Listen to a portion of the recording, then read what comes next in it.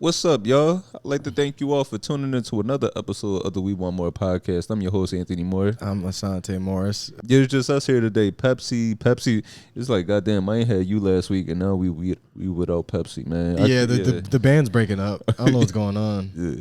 Are you? I never see. It's like I never see you and Pepsi in the same place. Are y'all the same person? Shut the fuck Yeah, up, dude. Get the fuck out of here. Come on, man. Y'all like Bow Wow and Lil Mama. We on episode 120. Please be sure to subscribe on whatever platform you listen to this on, whether that be on Apple or Spotify. If you're watching this on YouTube, please subscribe to that, and also please feel free to join the Discord. But other than that, oh shit. Sorry. Before we go any further, please leave a review. Please feel free to give us 5 stars on whatever platform you listen to this on. Give us a review, man. Give us some words. We definitely do appreciate that. But other than that, how you feeling? Yeah, I'm good. Yeah. You've been going. Glad to see you came to work today. Yeah. Fortunately, I do not have a hangover. That's good news. Bad news is because I'm still fucked up. Well, I'm still fucking drunk. That's why I don't have a hangover. Well, you were going last week. I was going. Yeah. How was that? Good little Mexican bender. Mexico Mexico's good. So right across the border from Arizona is Puerto Penasco. It's like a beach town, kind of. Okay. So it was cool. As soon as we got into the fucking border, we got extorted by Border Patrol. Because we drove down. So them niggas try to go through the whole car and everything, and then wear you down, and then go, all right, what you got? I mean, well, it's funny because for the people watching this on YouTube, they will see that you still have your Mexican look going on. Is this a Mexican look? For sure. I'm just trying to be warm. I guess so. I don't know. Yeah. I guess what have I been up to since we've been gone? I really haven't been doing much. I've been in here just chilling. I was actually, so while you were going, I was thinking about, should I drop a solo episode or should I do, I was thinking about bringing a few of the homies in. Yeah, you gotta have a backup. Yeah, no. I was going to bring in a few homies, but you know what it is? People still scarred from the whole Max experience. So that's fair. Yeah, people. So I gotta find a way to ease people in, and I was thinking, I'm definitely going to do that once we get the Patreon going.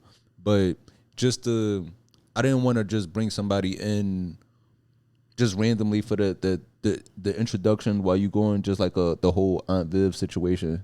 Where, yeah. You can't replace me with somebody lighter skinned. You have to pick somebody that, I don't know, man. Fuck it, get it. So just get a replacement. I'm leaving. Fuck it. Just get somebody new. So it was that, but then also, like I said, people was scared of the whole of how things went when we had another person. So they questioning. It's like people questioning. We got to give a background check to the listeners. Well, I guess we just gotta find somebody that's the same level of stupid. Yeah. Like we're two similar stupids. Yeah. And you can't have a different stupid with the same with us this stupid. Yeah. So just trying to figure out. Max isn't the right stupid. The nigga is stupid, but yeah. He's stupid, but he not my stupid. We got to find somebody that's my stupid. Yeah. So yeah, but it's good to have you back. But what you going? I just been in here just getting things together, just working on stand-up stuff. Been watching a lot of docs. I mentioned that off the mic. I watched you said you didn't watch the Crash documentary, right? No, but I heard of it. It was like a girl crashed a car with a boyfriend, right? Yeah, with her boyfriend and one of their friends. Right. And so she's currently serving life. I think she'll be eligible for parole after 15 years. This was a young girl in Ohio, where she was 17 at the time, intentionally crashed a car. Intentionally? Oh, shit. Okay. Yeah. She intentionally crashed a car. At first, they thought it might have been some drugs in play, but low key, after the crash, they did the blood test of her blood, found out that she had some THC in her system, but it was like she always drove high. Right. So they knew like from that, and also you could find out if the car if she tried to apply the brakes, which she didn't. So that's how they found out that it was intentional. So I watched that. So wait, why did she do it? I guess her and her boyfriend, just being young. Oh, she was just, I'll crash this motherfucker right now, and then she did it. Yeah. Okay. So yeah, just young couples and stuff like that. But from that, people were trying to say that they were mutually toxic. That's not true. The one who kills is the more toxic. There's nothing mutual about that. It's like a mutual breakup. Like, who want to be with the one less? That's the one that broke up. It's not mutual. Right. And that's what I'm saying. You can't blame the victim, especially when the victim isn't here to defend himself at all. She won the toxic off for sure. And mutual breakups is funny. It's like, I want to break up with you, and the other one's like, okay, I agree that you don't want to be with me anymore. So now it's mutual. Yeah. So I watched that documentary, but then the other documentary I watched was the Nature Boy doc. Yeah, no, that one's actually funny. Yeah, that one.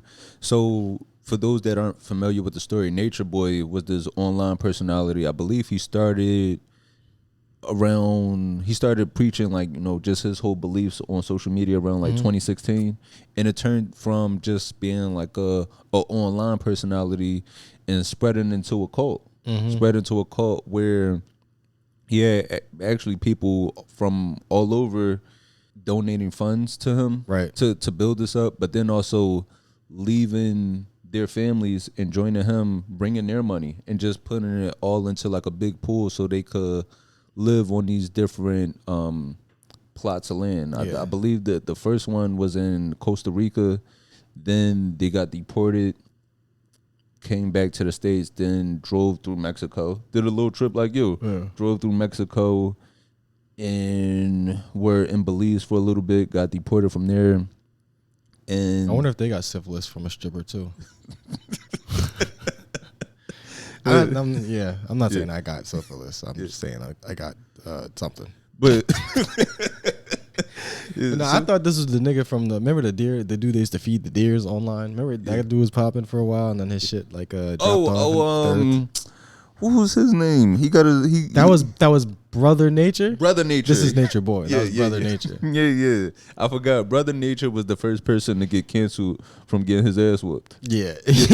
Like I still go to his page just to check the comments and I want to see it now because I thought he like just stopped existing. Because what happened? Like he was online. He was bitching. He was like, "Yo, these people attacked me. I need you to help me find them or whatever the fuck." And then they found out that it was actually him that provoked them. Yeah. And when you go to his comments, no matter what the tweet is always somebody that says, "We still ain't forget."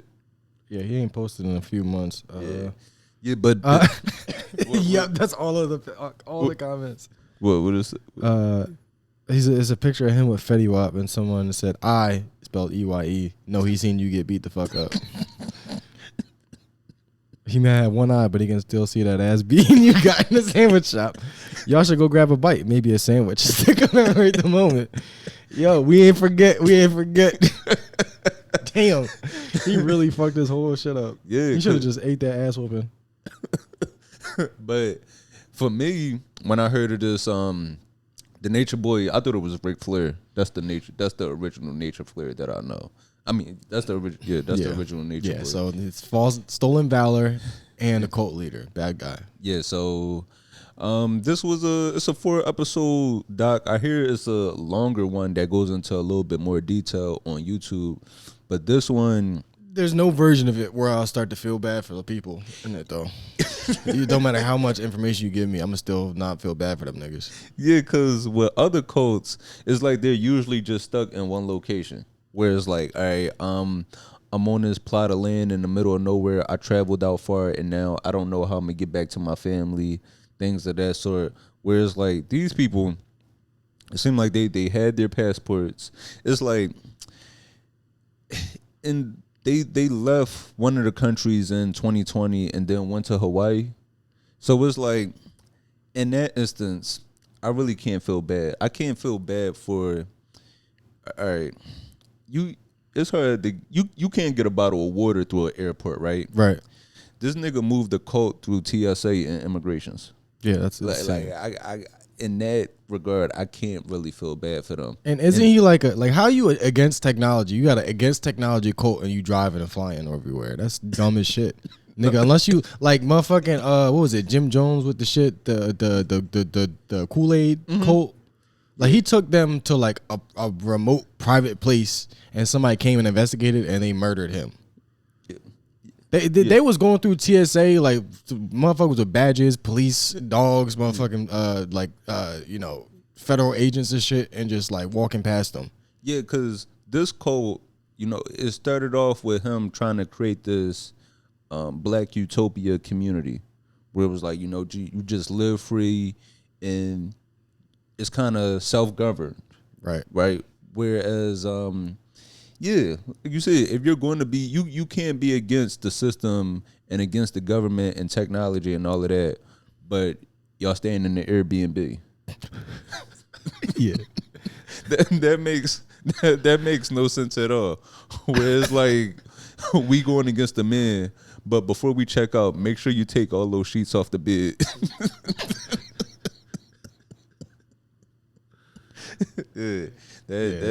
But I will say, a fucking nature code built on Apple Pay. What the fuck is wrong with these niggas? I just and they all corny. Like look at them. They just like all look like corny dumb people. But I will say, in these coats, yo, they got to share the skin routine. But because apparently it's cum. Apparently it's the leaders cum. They rub it. I swear, I'm not even joking. Like it was the dudes and the women. He was fucking everybody, and telling them to you know, use the cum as lotion or something, bro. Yo, everybody in this cult, they look well moisturized. They were in shape. They look good. I would say that he did run a good ship around there, man. Yeah, and I don't know. It was really sad to like watch, because like every cult documentary I watch, I'm like, wow, this guy's a fucking monster. I can't believe he would like do this to people, like children and shit. But he really just got like the dumbest people he could find, and they were just like, all right, you can fucking beat me up. You're Jesus. It's like, for real, why would Jesus need Airbnb? Like y'all niggas really are dumb as shit. Did anybody die? No. They lucky they didn't die. No, nobody died in this one. Cults aren't even good anymore. But the leader of this cult, he was sentenced to life in prison without the possibility of parole because he was found guilty of sexual abuse, coercion, other types of violent acts that he did stream himself. That he was streaming and posted this, and I guess they gave him such a harsh punishment because of his following and his ability to convince people to follow him. So I guess they don't want this repeating. They don't want him to get out and do this again. But watching this cult, it kind of did have me thinking, not to say Umar has a cult, but it did make me realize if Umar wanted to get that school going, he definitely could get the donations. If people are willing to donate to this. Yeah. I mean, with all due respect, which is not much. Yeah, he could have the school now if he wanted to. Yeah, but I guess we gonna actually talk about Umar in a few. Is there anything else from this cult I wanted to talk about? Yeah, bro. This is like fucking probably one of the most interesting things I've seen this week. I mean, I don't think I'm gonna watch the whole documentary because it's just like it's just so hard to feel. There's a dude telling a story. He's like, I really thought this man was God. It's like, are you a fucking moron? Are you 6 years old? You thought he was God? Why the fuck would God drive to Mexico? What the fuck? I drove to Mexico. I felt dumb as shit. Oh, I didn't even tell you. So, my flight, actually, it was a whole fuck. I'll start the story from the top. My flight got delayed. I was at the airport for like 12 hours. Where'd you fly from? JFK. That was the first mistake. Really? You think LaGuardia is better? Oh, LaGuardia is way better than JFK. Okay. JFK it's a more busier airport. I think more flights go out of there, but just to start a trip, I don't the reason The trip always goes wrong to JFK. Just the fact that you got to pay for the airport tram. Yeah, I actually do hate JFK now that you mention it. I think that I didn't never have a sits choice right with though. me. It was either Newark or JFK. I think those are my options, and I'm never flying out of Newark ever again. That was my last. I got to delay that time, but I got to delay, and I fucking waited the whole time like a dumbass, and they canceled the fucking flight, so I had to get a flight fucking for the next day, next day. Damn, so super early in the morning. Damn, and then after all of that shit, we drove because I flew into Arizona, and then Phoenix, and then we drove across the border. We get 13 miles from the border, and there is a bumper to bumper line all the way to the border. Damn, like we were sitting in traffic. I was sitting there like, should we just turn around or whatever? But I came so far, I was like, fuck it can't be that long. And then the longer we wait, it's like you're more deep into it, so you can't turn around. Right. So I was in that line for like, it was like an extra 3 hours. And then also too, when you in line at the border, if you make a U-turn, that dude looks suspicious. I mean, not really. It was like there was literally like 1,000 cars, like maybe more, 1,000 cars backed up. And when we got there, the nigga extorted us. So he must have been extorting like 1,000 fucking white people coming into the border. Like that nigga got everybody. He should have just had a fucking tip jar. I would have been like, all right, fuck it. Yeah. But he was shaking down everybody. I was mad as fuck. Let me see. And them niggas like, you know how sometimes people will try to wash your windows? Them niggas jump in front of the car. I swear to God, like if you're going like this and they come here, they like dive with the fucking with the squeegee. They smack the fucking windshield. And if they get any liquid on the windshield, you owe them money. So you gotta fucking just haul ass out of there. But yeah, fucking, I cannot believe that these. And I was saying this like I guess it sounds like the reason I don't trust spiritual people is because I think they're too stupid to be like Muslim or Christian. Like I think they're like they see that how big the book is and then they go fuck that, I'm gonna just go touch trees. Like I think that's just they like this stone is pretty. Yeah. Like these crystals fucking are my god now. Yeah. It's like you're dumb as a rock because you believe in rocks. You're dumb. Go fucking put on a goddamn a hat and sit in a fucking building where other people and read a fucking book. I don't even like, religion and all that shit. But I just hate when people are like, I'm kind of just a part of. I just want to be, with nature and spiritual. It's like you're just a fucking dummy. You can't comprehend books. And that's these people, and that's why I don't feel bad for them. I mean, obviously I feel bad for like, any of the women that suffered any sort of like abuse and all that shit. But the dudes is just like, yeah, because it's like y'all could have just jumped this nigga. Yeah, bro, what are you doing? And they was all watching a girl get beat up and like, and they just sitting there telling the story. None of them went to jail. None of them are in trouble, but the fucking Jesus is in jail. What's his name? Eligio? Yeah. I would never trust a nigga with an Italian name, first of all. Do not trust a black man with a Sopranos name. Ever. Yeah. But also, so the last time we were here, we last spoke about the roast.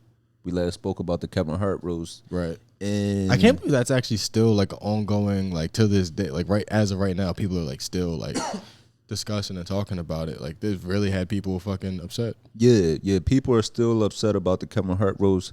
And I guess for me, I'm surprised because I guess when I watched it, I kind of watched it with a narrow scope of things. What, the roast? Yeah, because I didn't think people would get us upset when I watched it, but because like I thought it was funny. I thought most of the jokes were funny, but I guess I got to take into account that one, I somewhat know the person that was getting roasted. Yeah. Like it ain't like I have a relationship where I could just pick up and call him, but if we see each other, we're going to speak. Yeah. We're going to have. You've seen like a few of the people in there. You know, you talk to them. I'm real cool with the host of the show. So we're all comedians. We're just looking at it like, oh, they're just fucking around. Whereas I could see somebody not knowing any of them, and they just seeing white boys making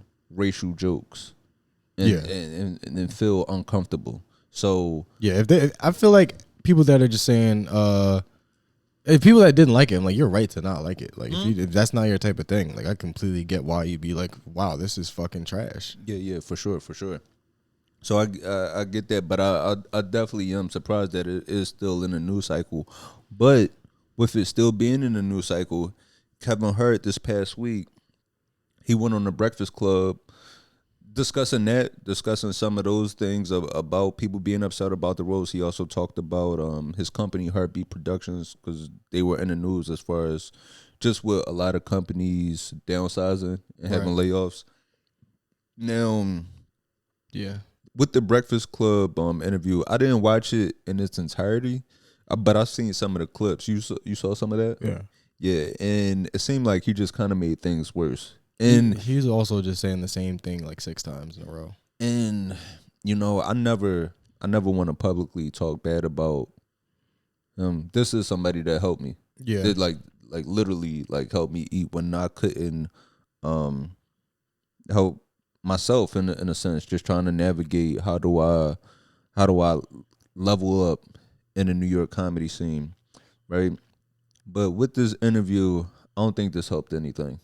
I don't think, like, I never saw somebody say, you know what would make things better? A Breakfast Club interview. that's so good. That's true though. Yeah. And so you know whose audience really gets nuance. Has a really nuanced and intelligent audience.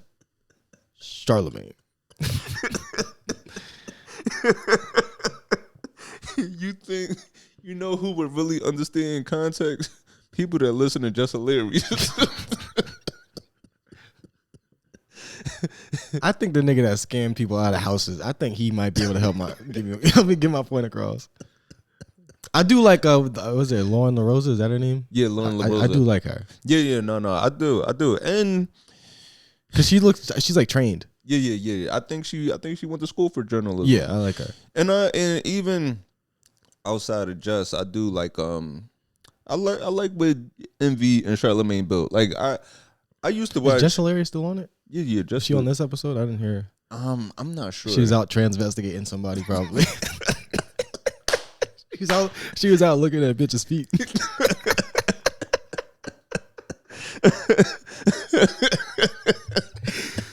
She was out. Just was out snatching off somebody's hijab.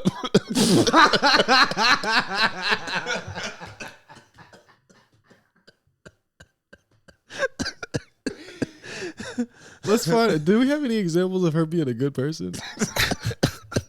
What the fuck? Forgot. But with Kev doing his interview, I definitely do. I do understand some of the points he was making, and even with Charlemagne and Envy, the Breakfast Club, this used to get me through my morning. Like when I used to work at schools, like I would always, just tune into whatever like was happening on the Breakfast Club. It's got to be the most iconic radio show of all time. Oh, for sure. Like I can't like even a second place. Yeah, black radio show. This definitely ushering in the whole like social media wave. Yeah, definitely. Like, for sure. Who else other than Howard Stern? I guess like what else would be? I mean, Birdman shit. Birdman, Ray J. Yeah, Birdman, Ray J. Fucking 7,000 Dr. Umar interviews.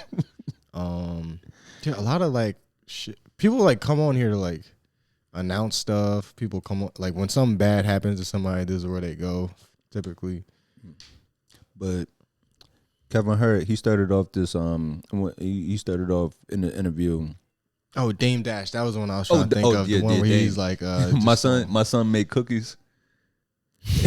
Yeah. I forgot about Dame on there. Calling another man boss is like calling him daddy. Yeah, but in this interview, Kevin Hart, he responded to people criticizing him for allowing the George Floyd joke. Yeah, the George Floyd joke, it wasn't a tasteful joke to our culture, to our audience, but our audience that's watching the roast, if you're watching the roast, you get why They're doing it. You get why the racial humor is on the table. Like, it's not. I wasn't shocked. Like, that's what they do. Go look at the Tom Brady one. Like, that's what they do. It happens every year when they do a roast. It's not new. This isn't a new.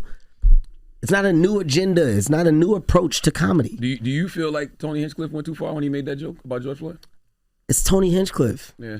Like, I don't expect less. I don't expect more. I feel like you're saying going too far is the point. I don't know.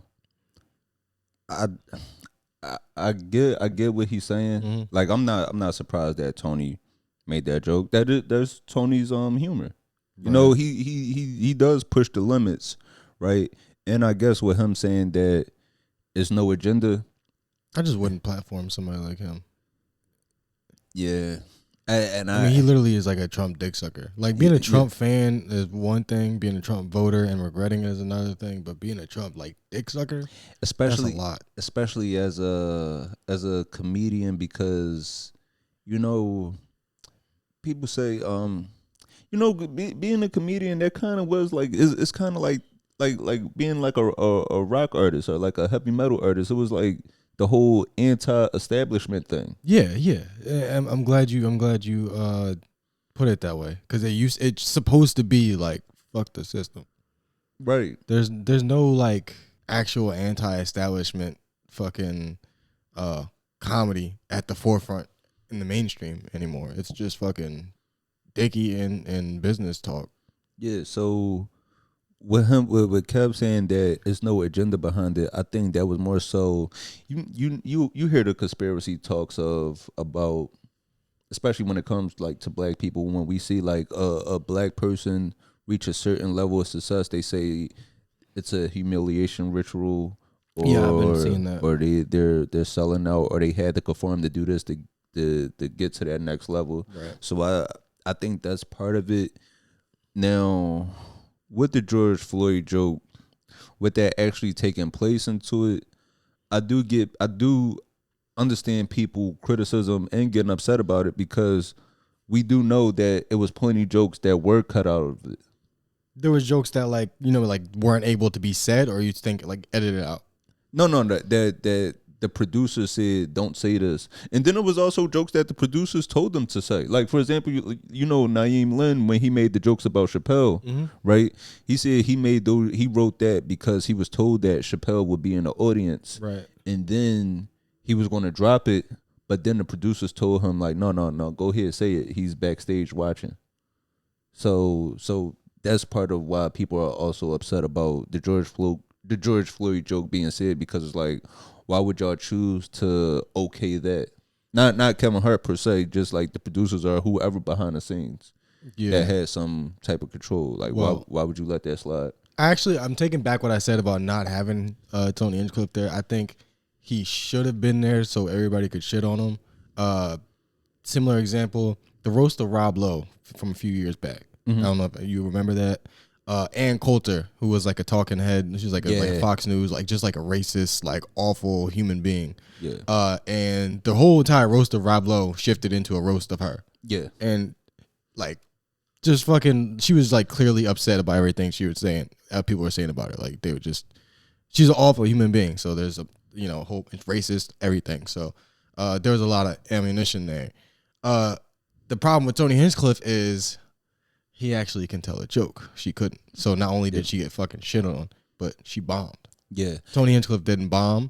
But that means you just, I just feel like there should have been, he said like a bunch of shit about like, Cat Williams and shit. But I feel like if you're going to be at the funeral of a nigga and you hear a joke about him, you might have to go a little harder, in response to shit like that. Yeah, and that's the thing. Tony actually did have a pretty good set. Yeah, he killed. Yeah, he had a great set up until that joke. Yeah, that's why he saved it for end. And with that joke being said, right? Because even looking at this shit, I'm looking at the way the way people just in general are responding to Kevin Hart doing his interview. I know when people see me on these lineups, they be calling me a coon. What lineups? Like just white lineups, or just like. I be on shows with Shane or working with him, Schultz, and those comics that people might consider part of that sphere. Yeah. Of comedy. But yeah, I low key am like fucking Chitlin Circuit. What? I don't get those. I gotta do a fucking Chitlin Circuit. Cause with I gotta fucking sell Hennessy chicken wings. Make sure you yeah, and I said, well, all right, make sure y'all tip y'all bartenders. We got Hennessy chicken wings special today. Cause not that I dislike it, but I am Chitlin Circuit. No, damn, what was I about to say? Is that still a thing? But do people still call it Chitlin Circuit? Yeah. I just do black shit a lot. And it's not because I love black people. It's because I do, but that's not the reason why. No. For me more so, and it ain't even that, like, because I have people I have people that say that to me, that I do have people that say, damn, you love doing shows with white people, or do I do black shows and stuff like that? Where it's like, I perform for every crowd. Yeah, I don't know if people realize that, like, if you really work a lot and people like you, you'll get work everywhere. And I think it more so might be because I don't post those shows. What, the black shows? I mean, these niggas got to get better flyers. They also don't pay you. So it's like, I'm fucking posting this shit for free. Fuck. I'm posting that to get paid in food. Yeah. So, and a lot of times I stopped doing certain shows like that because they were taking up my whole night. Like when I perform at the comedy clubs, like if I perform like tonight, I'm at Gotham, right? I'm at Gotham Comedy Club. I know exactly what time I'm performing. They tell me my spot is at 8:15. I'm gonna be on stage no later than 8:20. Or the same thing with the Cellar. They tell me my spot at 8:30. I'm gonna be on stage no later than 8:35, 8:40. I know exactly. If I do a show in Harlem, or if I do that show in East New York, the promoter told me the show start at 8. They gonna be looking for a microphone in the sound system at 9 o'clock. And they're like, yo, we gotta bump you. We got a local legend, Wheelbarrow Willie, he in town. So, we gonna have to bump your spot back about 45 minutes. I'm like, who the fuck is Wheelbarrow Willie, nigga? I know he's big in the 90s. He got a puppet. Like, how the fuck y'all giving this nigga time instead of, why is he getting consideration? Yeah. Don't nobody know Wheelbarrow Will. He was on Martin back then. You don't remember him? Wheelbarrow Willie. People love him. No, but like but the white show, the problem with that is they'll bump you for some shit that somebody like that's known, but it's just like god awful. Yeah. Now, the one part I didn't like from this Kevin Hart interview, did you see where he kinda, I don't want to say he shit on Lauren LaRosa, but like did you see when Lauren LaRosa mentioned her doing an interview with George Floyd's brother? Mm-hmm. And so I'm gonna play this. I mean, he's fucking around, but also like that's what I expect from a rich nigga. Like when I'm not watching that. I'm rich. That's how I want him to act, but I want him to act like that more in like to white people. He's doing a lot for them, but I'm like, nigga, you're rich. Time to be honest, please. So tell these white people they come from caves. It's the truth. But should I play the clip? Yeah, I'll play it. Going to do. I know your style of comedy. Did you see the interview that I did with Terrence Floyd, George Floyd's brother? No. So he said, no shot to you. No, okay. That's I'm never watching it. That's fine. I just want to make clear, I'm never watching that. Like, I only brought it up. Even now that you told me, I'm not going to go back and go look at that interview. Because he's a fan. But I just want to make it clear so you understand what I do with my time. Like, I'm never doing that. Okay, go ahead. That's pretty funny. I don't think that's like. It is. It's mean spirited for sure. It's not nice. That's not the way to treat a woman. But it is funny. It is funny. I just wish he wouldn't have did that on this subject, on this matter. Yeah, well, that's what I'm saying. Like, if he was like that across the board, like if he was like, nigga, I got money, I'm gonna say what the fuck I want all the time. I would tell niggas suck my dick, all that shit. I would be with it. But it's just like he's on an apology tour and being mean now. Like, come on, yeah, bro. That's yeah. that's what I want. Like, where was that the Oscar shit with the gay? He's like, nigga, suck my dick. I got money. But I can say what I want. and- That's all I want. and Just th- across the board. Exactly. That's what I'm with you. It's like you say, you trying to like, it's like, all right, are we doing damage control? Or are we telling niggas I don't care? And I'm whatever lane the man chooses. I'll back it. Like, that's cool. But like, I want to know. And I really do want to see, like, that's kind of why I, like, even though Chappelle rubs me the wrong way with a lot of shit he does, like, he does say what the fuck he thinks because he got money. Like, he's like, I got money. I'm going to say what the fuck I want. I don't like the things he says, but I want, like, if you gonna do some, like, shit for money, the least you could do is gather enough to where you feel like you could tell everybody to suck your dick. Yeah. I think that, as a black person, you should be exercising that right. Did let's see. So So Eddie Griffin, no. Even Chris Rock pissed me off when he was like, I'm not gonna fight in front of white people. Nigga, you got enough money to fight the white people. That wasn't a fart. That's my stomach. Right. No. I ain't even here. Oh, okay. Well, I don't know if the microphone picked it up, but I don't want niggas think I fart on the mic. I'll burp on the mic, but I'm not gonna fart on the mic. Yeah, but let's see. So Kevin Hart, he's catching backlash from that. We had some other comedians beefing after the roast. Chelsea Handler is going at it with Tony and Shane, calling them racists and bigots and things of that sort. And they both responded because during the roast she made a joke insinuating that they should go fight the war in Iran if they wanted, like, because they performed at the Riyadh Festival, when actually they were the two ones that turned it down. They both didn't do Riyadh, the comedy festival. I don't think I caught that, but I remember I did like her shit was I liked her set or whatever. I don't think anybody was mad at her for any reason. I think it was kind of like, this is kind of the point of it. Like, she did what I think the point of a roast was, like, if you have somebody there that you don't like and you disrespect, like, you disagree with, like, the way they move, like, that's the time to do that. But so she got the money to tell people to suck her dick. But that's why I can't do a roast. Why? Because I need to be, if I'm gonna be roasted, it need to be by people that I'm cool with. Yeah, it just wouldn't be enjoyable for me. Because when there's people up there that I know don't like me and they roasted me, I know you really getting how you feel off. Yeah, and it's like, oh, now we can't actually, like, fight each other because it's just a roast. Now I'm gonna look like I'm butthurt. Yeah. So people. Chelsea. She was going at Shane and Tony. Shane, he kind of took, like, the Bugs Bunny route with it, like, killing them with love. Like, he was just saying, he said this is a big moment for Chelsea. I'm happy that she's capitalizing on it. Yeah, he said it nice, but that was like white passive aggressive shit. Yeah, so it's just like, I'm glad you fucking finally have a moment. That's basically what he's saying. Yeah, he said that. Tony, he responded. What a lot of people were saying that I saw, and it kind of made me rethink about just mentioning Tony. People were saying that how can he be a bigot, or how can he be racist when he has. And this is true. I will say he has one of the most diverse platforms in comedy.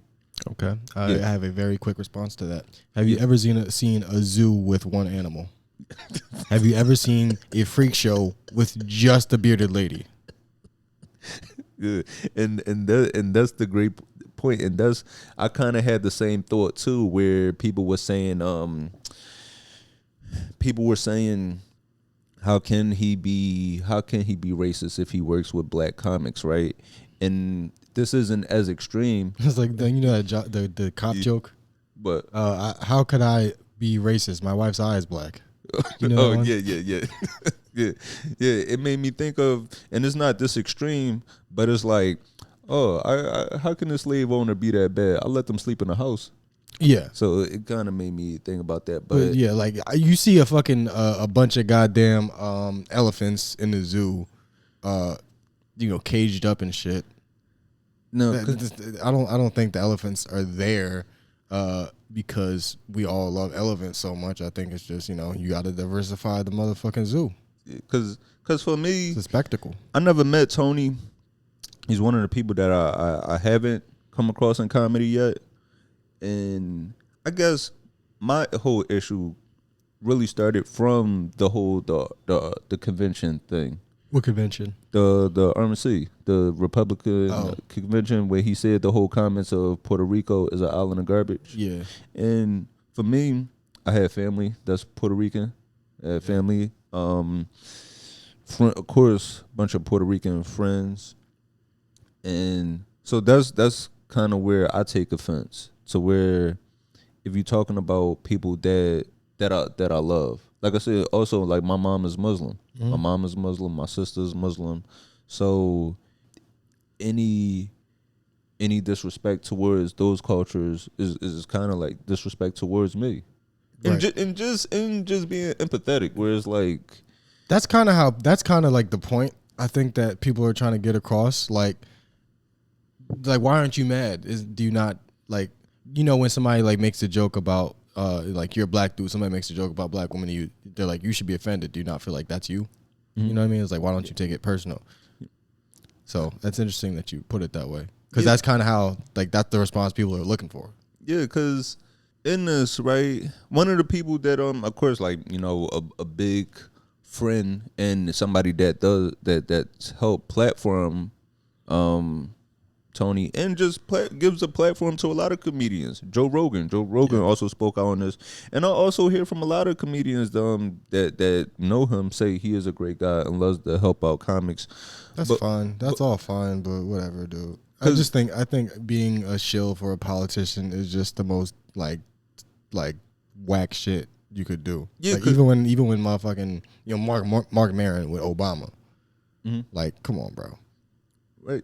Nigga, yeah. The drone strike champion, and he's fucking a great guy now.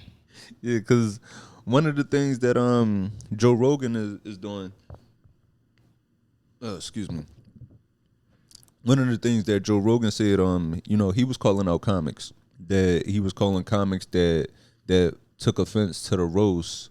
He called them traitors to comedy. And I hate when comedians do that, because it's like, Joe Rogan's a comedian? I hate when comedians do that, because it's like, it's a cult leader. Comedy, this shit is work. Yeah. This shit is nothing but a job. We wouldn't expect McDonald's employees to defend corporate like that. We wouldn't expect this out of any other job. So it's like, why do we have to put comedy before us as people? Yeah, it's like somebody like them, they make so much money, they're like, wow, they're giving me all this money to do this. Clearly I must be important. But I know a bunch of people that make money in marketing. Their job does not have to exist. It's a fucking fake made up job. The only reason they're given this much money for the job, they just have the budget for it. That's it. It ain't more important than no other shit. They just happen to have the budget for that, and they like, fuck it, let's allocate it to this. That's what comedians are. We're just a form of entertainment that oftentimes people have the budget for. But I mean, it's great. It's an art form. It's a craft. Like, I love it. It's great. But like, they be on that cult shit. Like, oh man, we're like the bastion of freedom and all that. Like, come on, get your own dick out your mouth. You want to talk about Shane and Dr. Umar beef? Yeah, because that's actually that's all. I've been waiting for that. That's all I want to do is talk about Dr. Umar. Yeah. He's honestly like a wrestler. Like Dr. Umar, like he's like fucking. You know how goddamn like fucking Triple H would like betray somebody. Yeah. You know, you like fuck you for that, but also like love you, Triple H. But also like sometimes Triple H is good, you know, and it's like I love it. Yeah, this was Dr. Umar's initial response. I don't think what I just said made sense all the way, but you know what I mean. Like Dr. Umar is like a wrestler. Like no matter what he does, the spectacle, I can't get enough of it. Yeah. Honestly, I feel like that's why Dr. Umar's message gets lost sometimes, because also he has the right intentions, but sometimes with the videos, the message is so funny that it makes him become a caricature of what he actually is. With like the whole, I know he's repeating things 3 times because he wants it to like really stick in your mind, but the message gets lost. By that third time, it now becomes funny. Yeah, you know, he's literally like a wrestler. Like he has catchphrases. Like imagine how much less we would take Fred Hampton seriously if he said, "Can you smell what Fred Hampton is cooking?" Like if he was to act like a wrestler, nobody would have took him seriously. Yeah, it'll be like if Martin Luther King was up there saying, "I had a dream." Yeah, I had a dream. I had a dream. He's smashing 2 beers together and shit. Can you smell what the king is cooking?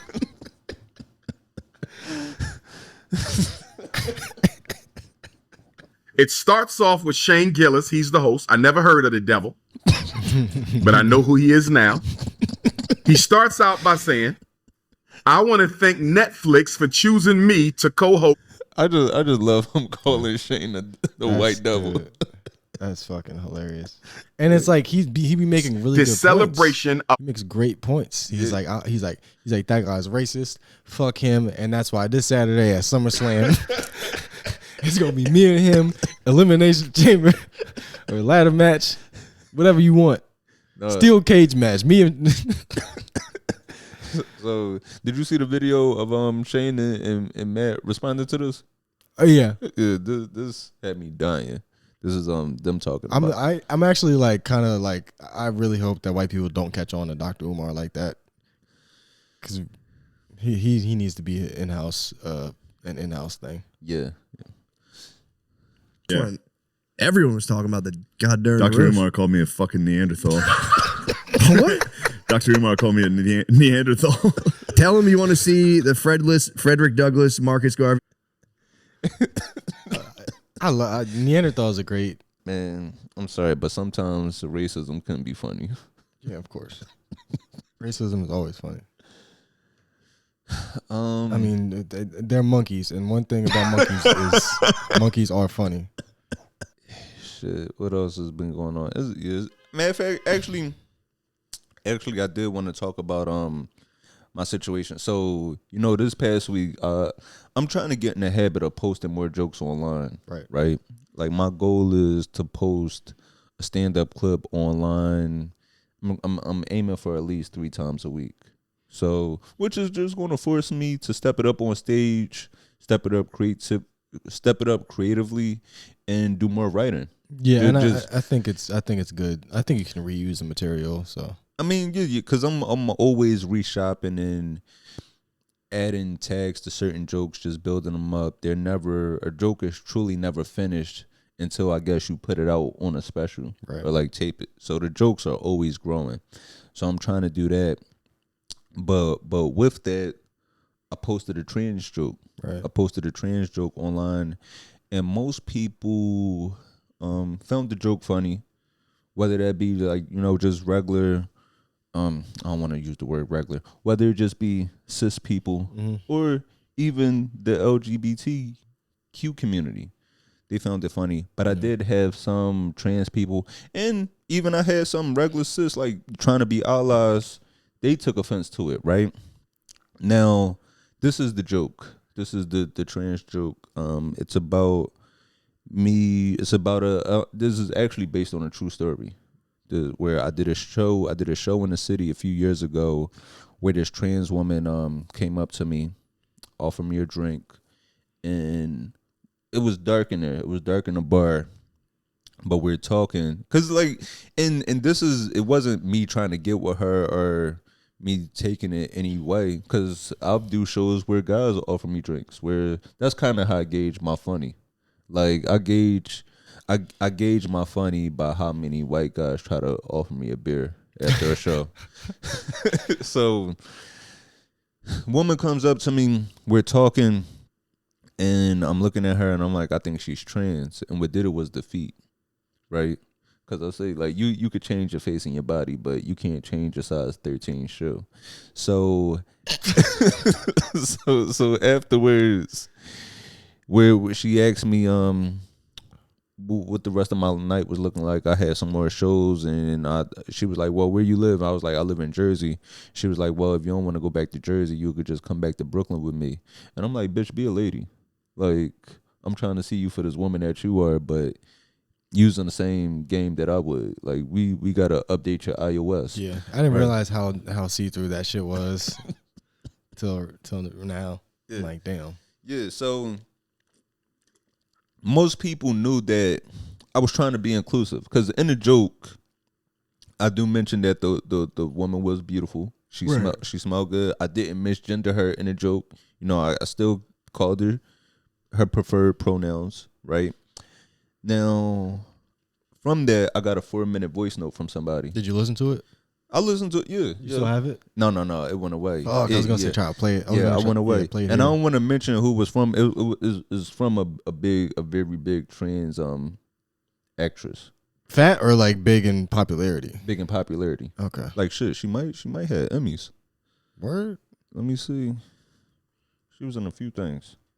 I ain't going to You heard of the show? I'm not going to mention it. I'll bleep it. But you heard of the show that was on. Oh, this fucking scroll down. I want to see the discography or whatever the fuck they call it. Yeah, she was in filmography. Yeah, she was in. Yeah. I was like, I know who the fuck that is. Yeah. She was in that. Yeah, that's she was crazy. She was in cause that's the homie. You know, like in real life. Yeah. Like she texted me. Oh, yeah, that was a text. So Shorty was mad?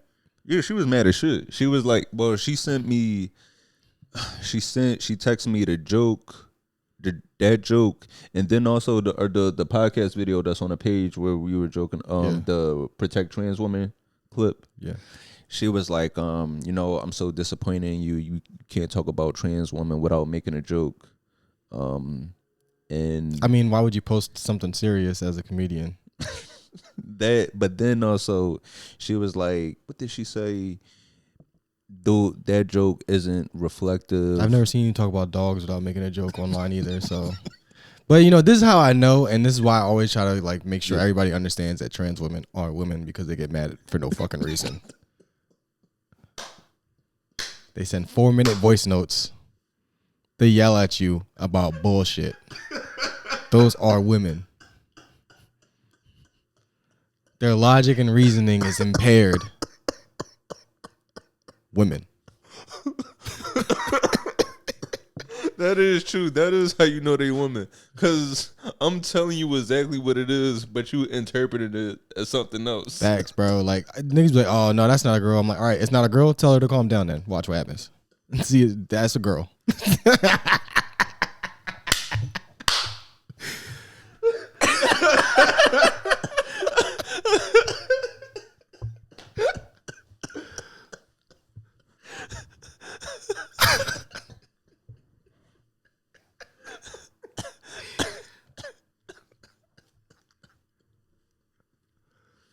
Yeah, cause she was like that isn't reflective of our friendship or how I react or how I act towards her. It's like, bitch, clearly because I respect y'all. Clearly, I'm okay with y'all's existence, right? And that was the thing that was making me pissed about it, where it was like people saying, how can you joke about them at a time like this where they're being hurt? And when have they not been? But it's funny because we've always been the ones that to voice that they need protection and that we're okay with their existence. And there's also the reason why I started doing a joke is because this is a story. I sat on this joke for like 3 years. It's just been sitting in my phone, like the whole idea. And I just started working it out recently after I watched the Chappelle interview, because I was like, he shouldn't get to have all the trans material. Yeah, I felt that way too. And these are the conversations that we really have. Like, I really will like talk to niggas that's like transphobic. And I'm like, look, I've been there, but like this shit's not cool. I will say that you are allowed to get mad at anything I say. And I don't feel like I've earned anything to the point where you can't criticize me. Actually, let me save it till you're back. All right. Yeah, I just wanted you to fucking have a chance to, speak to. Right, like, like we're pretty, like, I mean, we're not perfect, but like we do have these conversations. Like I am on I do try to choose the right side of this shit. But like, yeah, you're allowed, woman, fucking midget, anybody. Like, you're allowed to get mad at anything I say. I won't tell you don't get mad. Like, I don't give a shit if you get mad. That's your right to do it. So I don't feel like I've earned enough to where I can't be criticized. I think people like they get that little ally label and they start thinking, well, you know me, I can say what I want because nah, man, you allowed to get mad. I just don't gotta give a fuck. Yeah, and that's real shit. Yeah, I don't care sometimes. They definitely are allowed to get mad at, that was one of the things that I made clear. I said, I'm not going to tell you how to feel. I'm not saying don't be offended, but the intent isn't to be harmful or malicious, and the intent is to be inclusive, right? Because as often as we talk about it, and for a trans person that might get offended at us making a joke while saying protect them, you got to also think about the flip side of it. The straight dudes that's calling us gay or weird for even saying, yo, why do they need protection? It's like I really can't please everybody. You feel me? I can't. Because it's like we could just not mention them at all, and because that's the flip side of it. If we weren't making the jokes and just acting as if they didn't exist. I mean, I'm fine with doing that. Like if they're like, you know what, just don't bring us up no more. I'll be like, all right, fuck it. I don't care. The same thing with women. They're like, oh, like I don't think I speak properly about women when I joke around either. Like I mean, sometimes I get it right, and sometimes people have a valid criticism. I'm like, I got to reflect on this because I'm like, I do like the joke. Like my jokes aren't serious, but I do want to make sure the point that I'm getting across is accurate. Mm-hmm. So if I do that wrong, I'll look at it. But if I looked at it and then I decided I ain't do that wrong, then bitch, I ain't do shit wrong. Yeah. Unfortunately, that's how it's gonna be. But I will reflect. I will take criticisms. I will look into the shit you say. I take everybody's feelings seriously, but ultimately, I do have the say to go whether or not I give a fuck. No, because that's the thing too. I try to reflect because I remember when we had the conversation about EJ Johnson. Yeah. Magic Johnson. Yeah, that was like, I look back at that, I was like, why the fuck did we do that? Yeah. Why did I even say anything about that? Right. Because when you talk about Magic Johnson's them. I don't know. I think I was trying to find an angle, it didn't work. But yeah, we was fishing for an angle and we just had a bad take. So in that situation, I have no problem apologizing. But I mean, you're right. Yeah. Let's be mature. You're allowed to apologize. But in this situation where it's like, if the intent is to be inclusive and to not cause harm, I just felt like the anger from certain people was misdirected. But then also too, what I didn't like? I did have one trans woman. So one person in the comments said, well, did you go home with her? And this trans woman commented, girl, he did, right? That's funny. So that's a big part of the problem too, where it's like, you want to be accepted, we have to normalize this, but then you weaponize it by insinuating that I'm hiding something. That's a big part of the problem too when it comes to the transphobia and homophobia. Cis women and trans women weaponizing it as a way to make you feel bad. I mean, I'm sure every straight guy has dealt with that with homophobia from a woman. As soon as you don't want to do something that she want to do, you immediately call gay. You don't want to come to bed right away. You want to stay up and play the game with your friends. Oh well, ask them to suck your dick. Yeah. Or if you're a man and you just like don't want to fuck or something. Yeah. So yeah. How dare they disrespect us? We're heroes. Do you know how much we've done for you? Do you understand how much fighting I've done? I've taken a bullet for you people. That's how we sound. That's how I sound right now. I get it though. They getting killed and we the victims. Yeah. It's like not only when one of you dies, I die a little bit too. I don't it's just it is a fine line to like as a comedian, because like we're not like comedians just like historically are just like selfish bad people. Like just the way we just will take that shit. But I think we do a good job of knowing when we full of shit. Yeah, I am full of shit. Like I've been contradicting myself for the past 5 minutes. To go into like the conversation of women trying to like weaponize homophobia. Did you see this conversation with Cheyenne Bryant? With fucking, how you say this nigga's name? Touré, I believe. And I think this clip, it actually happened sometime last year, this conversation, but it just happened to surface on the internet this past week, where it's a talk show, I believe this might have been the Fox Soul, where it looks like some type of panel, online panel, conducted through Zoom or some video chat, where it was Cheyenne Bryant, Touré, and a few other people. They were having a conversation on the topic of parenting, and that turned into a disagreement. And Cheyenne Bryant reacted in a way where you just know this bitch not a doctor. She's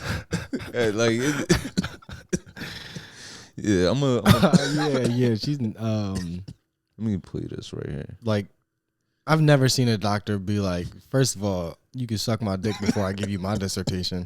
That's like fucking like, you remember the clip? It's a Trump clip where they're like, "Do you have a favorite Bible verse?" And he's like, that's private to me." Yeah.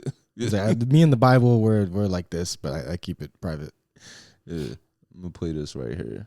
If gentle parenting creates gentle children, sign me up. I definitely want to create more gentle adults, especially men. Hold on, everybody, especially men. You are My God, are you kidding? Hold on, guys. Hold on, guys. That's what we need in the world is more gentle men who understand. You're very gentle, and it comes at an angle that doesn't always work for people. Let's just stop and go back. I'm wrapping the show, and you're interrupting me. First of all, this is what we spent a whole meeting on this. First of all, Touré. Why don't you let me wrap the show? I'm ending the show. What is the point of interrupting me? We're getting out of here. Like, what is the point? What is the point? It says go to host wrap-up. When you're talking to me, lower your fucking voice when you're talking to me, because you're acting very, very gentle, very soft, and very feminine. And this is the problem. Touré, you talk. So that right there, he's trying to cut her off because that would be edited out. Where he said we talked about this beforehand, where I'm trying to wrap the show and you're cutting me off, right? And then she in turn used being gentle and soft and feminine as a way to try to emasculate him. She used those terms as a way to degrade him, like that's something to be frowned upon, being a gentle parent. And I think that actually is what we need. I thought femininity was cool. I thought we needed to be more feminine. Ain't nothing wrong with being soft, because and then they go like women will say like you're sassy or you're being feminine, and they're like, what? I'm just saying it. I'm not saying there's nothing wrong with it, like just not admitting that they're insulting you. But it's like, if you know somebody is like fat but they're okay with being fat, and you call them fat as an insult, that's still an insult. And shit, I have no problem when women try to do that to me. I've had a few situations where I'm going back and forth with a woman, and she'll say, "Oh, really? Really, you gonna argue with a woman?" It's like, bitch, I'm talking to you like an adult. Yeah, like I value your fucking opinions. Yeah, sue me. So, she proceeds to go on like that, and they argue. Let me play some more of this. Your wife like that, you don't talk to me like that. I am not your wife. You don't talk to me like that. I'm not your wife, gentle. I'm not your wife, softy. Don't talk to me like that. You talk to your wife like that, not me. And with that, you could tell, like this is the problem when you've been a bad bitch your whole life. You could like this is really, you could tell, because what's the other woman? What's the fix my life woman? Ayana. Fuck, I don't know. Oh, yeah, this lady. Yeah. She's not a doctor, is she? I don't think she is, but nobody will let her get this shit off. Nobody will let her get a young Ayala Van Zant. Oh, that's a pop my butt. Pop my butt. But you know what pop my butt meant to Harriet Tubman? It meant a whip. No, but nobody. I love this lady. Nobody will let her get these lies off or act this way. Because her titty's not out. Yeah. It's a different standard because of what Cheyenne Bryant flaunts. Yeah. And that's why when you said that people like that do need to be stopped and they do need to be, they do need to lose money and stuff like that, is because of what she's preaching. It's people following her believing that you shouldn't be gentle parents. It's people following her believing that the way to parent is to be mean or harsh towards your kids or to lead your relationship in a certain way. I want to see, and Touré, he later did speak about that whole interaction with her. I will say him talking with his hands right there, she might have had a little point. I mean, listen, the nigga does, he has a little feminine ways about him, but I don't think there's anything wrong with that. I mean, did she clock him? Yes. Is it an insult that shouldn't be an insult? Yeah. And with people being a little feminine, I mean, nothing is wrong with that. And it's also who you're around. That could come from many different things. Say your father not around. Say you've been raised by, just your mom, spending a lot of time with your mom, your aunts. You might have an older sister that you look up to, or things. There's many factors why you might come off a little bit more feminine than others, but nothing is wrong with that. I'm explaining why I'm upset. I'm focused on the issue at hand. So now the supposed doctor, who's supposedly a talk therapist, who supposedly understands conflict management, is cursing at me and mocking me for having feelings and trying to trigger me further. This is not. Yeah, that is crazy when you think about it like that. Yeah. Like imagine you go to your therapist and you're just explaining any type of trauma, whether that be you trying to get to that point of having a breakthrough, or you talking about something that's going on in your relationship, and your therapist telling you to stop being a bitch ass nigga. Yeah, getting gaslit by your fucking therapist. Damn, she probably created a bunch of monsters, huh? Just no matter what you tell her, have you thought about the fact that you might be gay? That's why, man, when I finally do get therapy, I'm gonna make sure my therapist's ugly. Yeah, I would say go to a fucking dude. Yeah, go to somebody that's go to an ugly dude. I mean, shit. What if he got the right eyes? That's what I'm saying. Go to an ugly dude. Yeah. I'll go in there and Michael Ealy at the desk. Yeah. I'm like, shit, bro, what you doing after this? Let's go get on these hoes. Fuck it. You go first, and the ones that are left over, I get those. Nah, you can't have a therapist that fucks a lot. That's bad. Your therapist has to be on straight fucking therapy mode all the time. I want a therapist that's about that shit. Yeah. Just real quick before we get into the questions, I did want to talk about this. It was a tragic death in the world of sports. Just I guess last week, did you hear about Kyle Busch, the NASCAR driver? No. Yeah, Kyle Busch, he passed away at the age of 41. Tragically, it was a sudden death. And for me, I'm not in the world of NASCAR.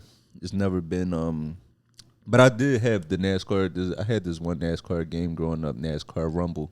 And there's always, when even though I wasn't into NASCAR, it's kind of it's a few names that you kind of know of just when you think of NASCAR, whether it be the Dale Earnhardt, Jimmy Johnson, and Kyle Busch was one of those names. And I believe he was active. He was an active driver since 2001. And this was sudden. And at first, because of how sudden it happened, like where it was reported, I believe the day before or that morning that he was being hospitalized with an illness, and then they announced that he later passed that day. And the cause is said to be from a severe case of pneumonia. Oh, damn, that's fucked. Yeah, let me see. Wait, matter of fact, That sucks. He had a race. He had a race on May 10th. On May 10th, that he was having sinus issues. He reported that he was having sinus issues, and he actually, they have like a way to communicate with the pit crew while they're in the car, and he told them like that he would need a medic. And the day before, I believe he was having difficulty breathing. It was later revealed that he had pneumonia, which later led to hemorrhage, shock, and which later led to his death. And sad, 41 years old. But I had a few thoughts with this death, right? One, gas is too high for NASCAR to be a sport. Like, Dude. Come on, man. For real. It's like, do these niggas need 500 laps? Is that really how many they do? I think for the Daytona 500. Damn. Yeah. Gas is way too high. For these niggas need to be out there in some Teslas. They need to get on the fucking Tour de France. Fuck that. It's time for bikes. Yeah. But also, like, people always say that NASCAR isn't a sport, but it is one of the toughest sports on your body. Bro, you can like literally die. Yeah. Easily. You can easily die. And not even from crashes, right? Just because with the cars, they have to take out so much to actually make it go faster. Yeah. So it's like having a regular car, but imagine them taking out the passenger seats and the back seats and all of that. A lot of the things have to be removed, right? But you still have to make it safe in a way. But I'm not sure if they have air conditioning.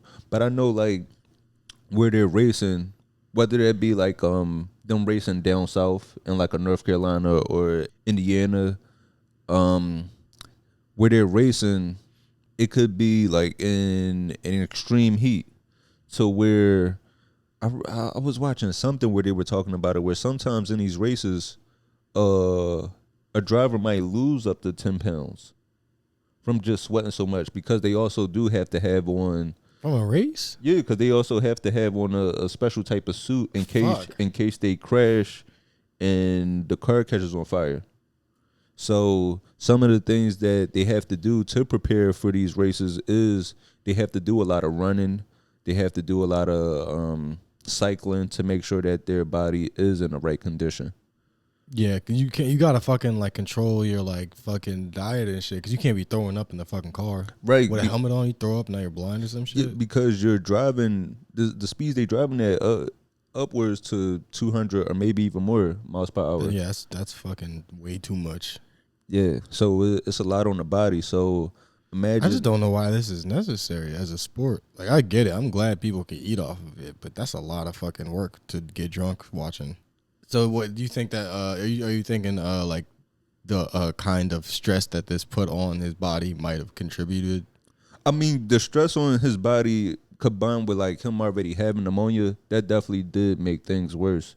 And it's sad because I know he raced a few days before this or the week before this, and it's like maybe if he would have just took a race off, or if he would have known earlier, because he didn't know, he wasn't aware that he had pneumonia. He probably just thought he had a regular cold. It was going to be better. Yeah.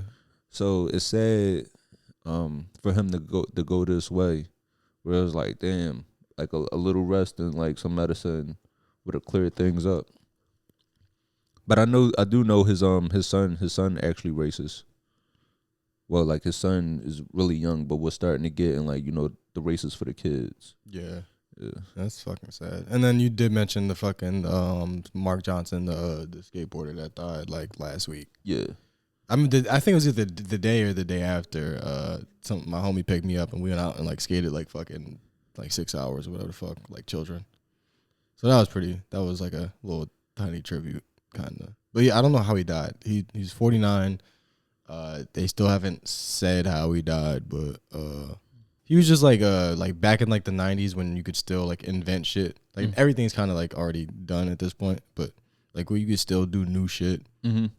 Like that's just kind of who he was. Yeah. So I guess that's why like if you aren't aware of who he is or why it's important. I'm just curious. I am curious how he died. But we do. I'm glad you made that point because I wasn't familiar of who he was, right? But okay, so that does give me a lot of insight to his importance, where he was a pioneer, because that's why we do need the whole reverence for the generations before. Because you see now when it comes to basketball, a lot of people might say, "Oh, Michael Jordan his moves weren't that spectacular," because we see the type of stuff he was doing. We see it so common now, but somebody had to let us know that it was even possible to do those moves.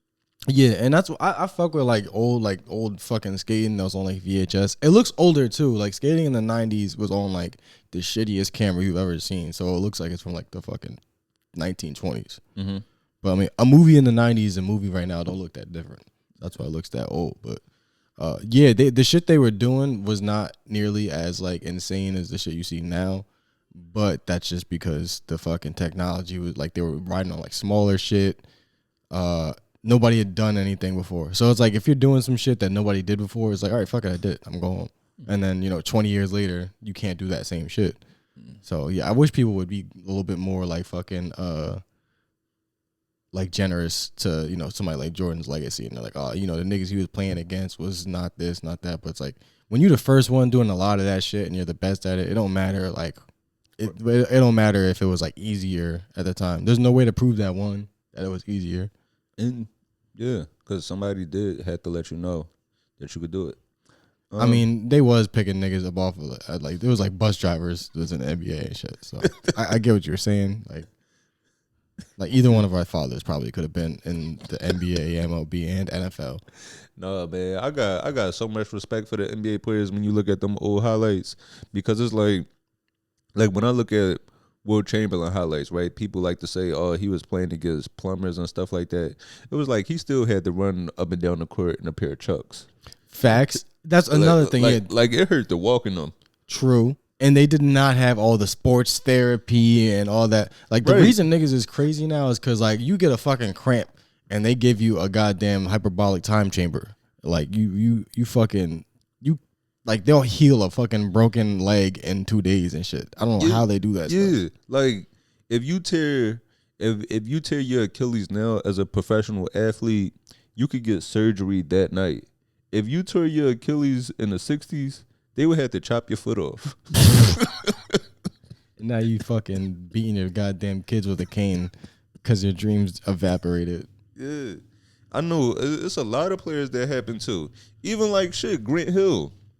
Grant Hill was on his way to being one of the greatest players of all time, but he broke his ankle, right? Mm-hmm. But I believe he broke his ankle at maybe 98 or 99, but I believe he was told that it was only a sprain, so he was still playing on it. And then when it ended up healing in a bad way, he had to be rebroken and stuff like that.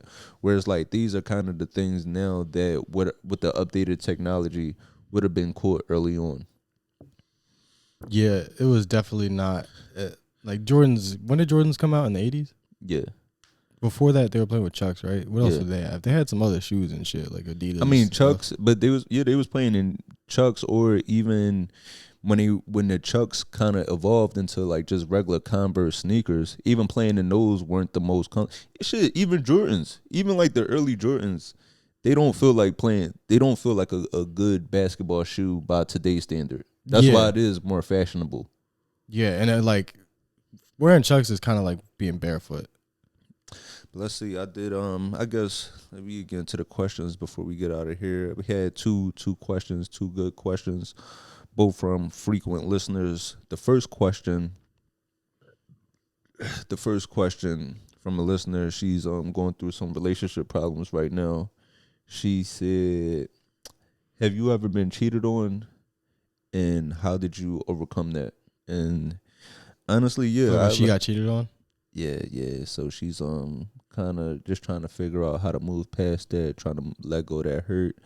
And to be honest, I've been cheated on, and I still haven't gotten over it.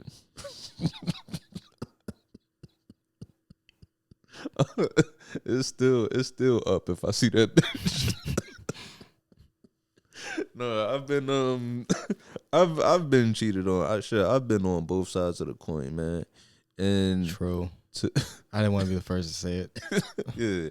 I was like, is this my ex-girlfriend that asked this? No, I've been on both sides, man. And I guess, cheating, it can hurt, but you do learn that, like, isn't somebody else doing something wrong it isn't about you. You can't let somebody else mistakes or somebody else making a bad choice at any moment. It has nothing to reflect on you. Yeah, and actually I do have a friend like in real life that like just like this week, this happened to him. We were trying to like, discuss it and talk through it, and I'm like, damn, like it's just like there's really nothing you could do to stop somebody from doing that. And even if you maybe like everybody falls short in like a relationship, everybody is like, oh, maybe I could have gave her flowers more. Maybe I fucking, maybe you should have, maybe as a girl you should have fucking been more, sweet or some shit. Like maybe you can think back, but that's not a reason to cheat on somebody. Yeah, because you'll be thinking like, damn, maybe I should have gave him some before he went out. Yeah, and you should have for sure, but like. You can't cheat when them balls drink. Actually, you can, and you last longer. So you are only enabling him if you do that. It's all about the man. It's not about you. Yeah, because that is true. Because you could have gave him some, and now it's like, all right, now I'm really ready for round 2. Yeah. Round 2. Once you already got that first one out, and then you refractorize, and you like. You relax, your shoulders is loose and shit, and you like, I'm about to put a hole through one of these. Yeah, so I'm about to blow somebody back out. Yeah, so cheating, it does not reflect on you whatsoever. Never. Yeah, it's unless I guess you cheated first, and now it's like you're getting your fucking your comeuppance, which is it's not fair, but it happens. So yeah, because. In a relationship, if you smile at a nigga, that's worth 5 cheats. I'm cheating on you 5 times if you smile at a nigga. You kiss a nigga, 10. You fuck a nigga, your life is mine. I'm not gonna never stop. No, if when you're in a relationship and always think about this quote. It was something. I think Lauren London might have been the first person that I heard say this. After Nipsey Hussle passed. Whereas like you don't own people. You just get you don't own people. It's something to the effect of you don't own people, you just experience them. Right.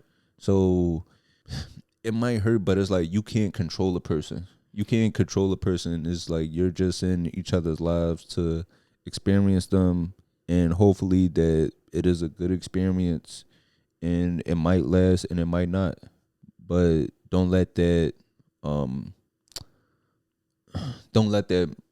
make you a bad person, or don't let that make you cold to the world. Yeah, I think that shit is like, I think it comes a time when it's like, all right, man, no more of that. What? Cheating.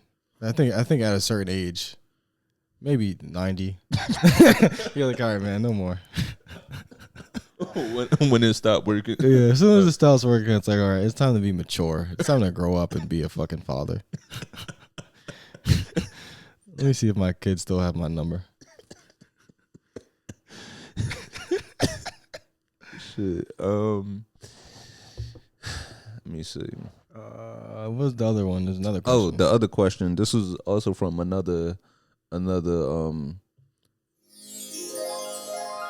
This is also from another frequent listener, the homie out in Minnesota.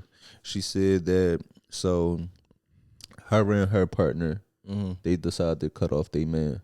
Okay. They decided to, like, her and her wife, I believe. I think, well, whatever the situation, they said they decided to cut off, like, their boyfriend.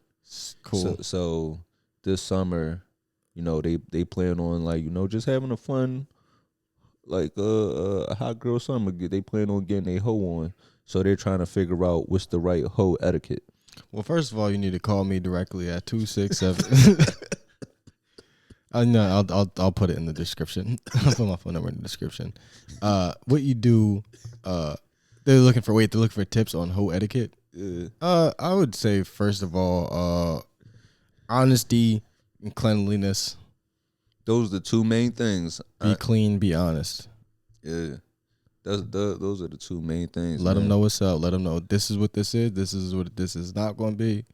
And because they said they don't want a situation where the guy is like falling in love and like thinking that like they just not looking for like another relationship. They just looking for the fun. There's a way to say that though. There's like, you know, hey, I'm not looking for nothing serious right now, but I enjoy your company. Like something like that. Just, you know, be honest about it. Don't be a dick. Like, look, I don't need all this. I just want to fuck. Like, that's crazy. And yeah, that is, because you can keep it casual but still show respect. Like, I hate people thinking that you, just because something is casual, it means as soon as we finish, you just gotta be sent on your way. No, I don't do that. No. Unless you're like the type of personality where it's like, oh, I got to be mean for you to go away. Yeah, it's like, no. You can make sure everything is wiped up. You could use the hot water on the rag. Yeah. Yeah, be respectful, be clean, be honest. It works very smooth when everybody is, you know, getting their, you know, regular checkups if you need to. But I think you should either way. Because you can get shit with condoms too. And also, yeah, and I'll say, make sure if you are going to, like, you know, be hoeing, make sure that y'all have the right finger foods. Make sure y'all eat the right way. Because I did a show recently, right? I did a show recently in the city where it was this gay couple, and they had a guy with them, said it was their friend, but it's like, I know what this is. Right. But they sitting there eating chips and guac. Where it's like, nigga, the gay orgy after some guacamole is insane. Oh, no. Oh, ew. I'm like, y'all niggas gonna have to redecorate. Fuck, man. That's not something. You should have not said that to me. Ew. But that's true. Yeah. At the very least, like, if you gonna have to do that, like, make sure you like take a low key shower. Just like, for some reason I just feel sweaty. Let me go take a shower and then go blow the bathroom up and then shower and shit. Yeah, you know. But yeah, you gotta be. That's included in cleanliness for sure. Like, don't be fucking farting. Yeah. Yeah. I mean, what else is there? What else is there to it? Like, where do you get? Where do you? You know, if you're out patrolling, where do you pick shit up? It just depends on the type of person you're looking for. Yeah. And the thing is, with women, you can pretty much get, like, if you're brave enough, you can pretty much go to anywhere and get what you need to. Like, guys only got to worry about, like, where are the women going to be receptive? Like, nigga, I could be in the back of a police car. If the window can roll down, then you can get to me. Like, look, when you get out, here's my number. I'll be like, all right, I'll let you know when I get out. Yeah, those are the two main things, you know, honesty and cleanliness. Yeah, I guess anything else before we get out of here? Work the shaft, work the balls. Lick the balls, work the shaft. I just feel like that was very vague, and I'm like, look, man, don't fucking. The balls are there for a reason, and it's not. We're adults, man. Thank y'all. This was a good way back, man. Yeah, we appreciate y'all. We appreciate y'all for tuning in. Yeah, I appreciate the white folks too, for sure. I'd play a lot, but I do appreciate it. Yeah. It's been a good one, man. I'm Anthony Moore. Let's run it back. I can't say I appreciate white people. I appreciate the white, the black, the straight, the gay, the trans, the midgets, the tall, the fat, and the ugly even. Yeah. Thank you. All right. It's been a good one. Yeah. No, let me one more thing. No, I'm just fuck with you. It started to get fun. All right. This has been a good one. I'm Anthony Moore. Oh, I'm Asante. Peace. All right, we out.